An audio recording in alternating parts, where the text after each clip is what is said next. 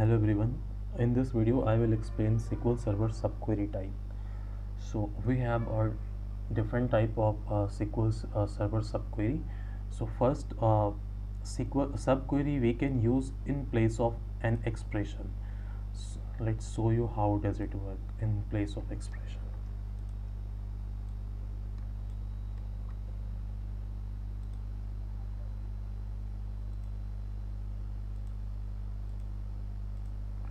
Let me take the proper database.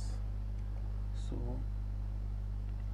let me show you first a row data, then I will show you subquery. Start from employee.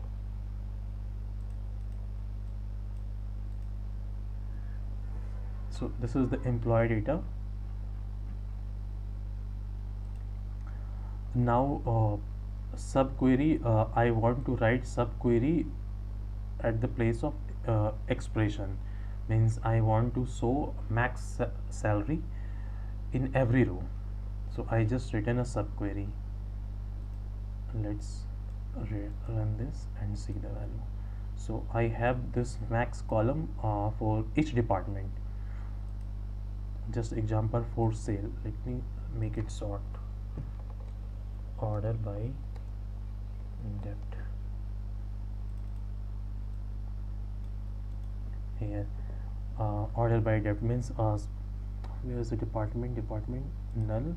So let's see, start with HR. So we can see in all HR department we have 10,000 because this is the maximum value. Same for in IT department, in the last column we have 75. This is the maximum value, and that maximum value I'm calculating using subquery.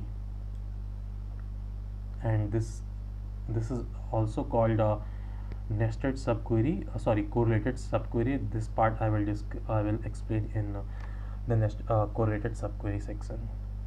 Now another is with in or not in. So this one I will cover in next video. Thank you.